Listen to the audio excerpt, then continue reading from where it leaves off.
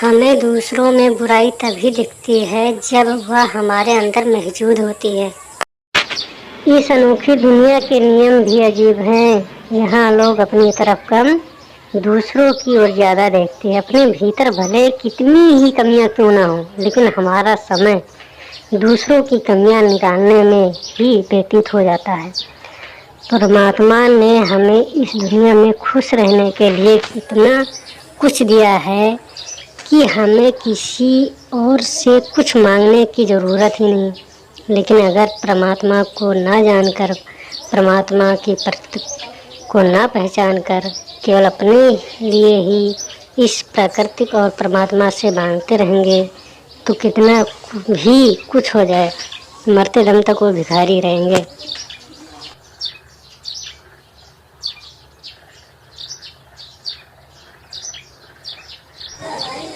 रहमन बात अगमय की कहन सुनन की नाही, जे जानत ते कहत नहीं, कहत ते जानत नहीं।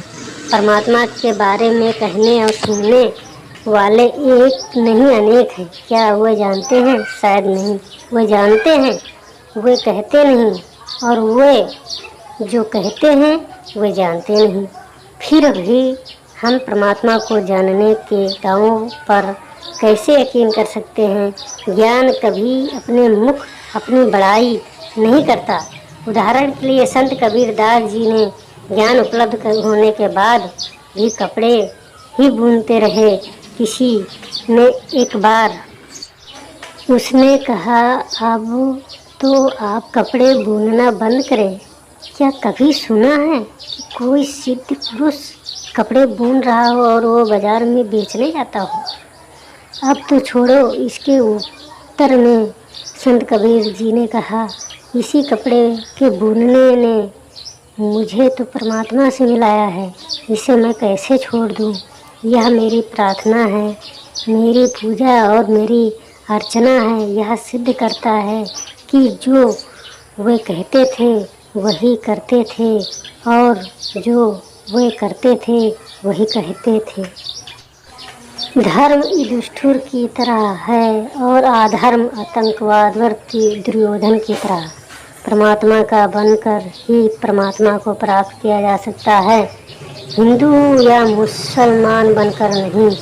महाभारत काल में एक बार गुरु द्रोणाचार्य ने दुर्योधन से कहा कि वह 1 महीने के अंदर पूरे संसार में से एक अच्छा आदमी ढूंढ कर लाए, और युधिष्ठिर से कहा कि वह एक बुरा आदमी ढूंढ कर लाए। दोनों 1 महीने के बाद जब गुरु के पास पहुँचे तो दुर्योधन ने कहा कि उसे एक भी आदमी नहीं मिला।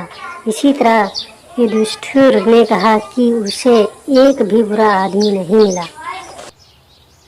दरअसल दुर्योधन बुराई से भरा हुआ था, इसलिए उसे किसी में अच्छाई नज़र नहीं आई, और युधिष्ठिर के अंदर अच्छाई भरी हुई थी, इसलिए उसे किसी में बुराई नज़र नहीं आती थी। साफ है कि जैसे हम अंदर होते हैं वैसा ही हमें बाहर नज़र आता है। इससे यह स्पष्ट होता है कि दूसरों में बुराई देख देख कर उन्हें उपदेश देते रहने का हमें कोई अधिकार नहीं है। उपदेश देने का अधिकार केवल उस सत्पुरुष को है जिसे सब में एक ही परमात्मा दिखाई देता है। नई नई कहानियाँ सुनने के लिए हमारे YouTube चैनल को सब्सक्राइब कीजिए, साथ में बेल आइकन को दबाइए। धन्यवाद।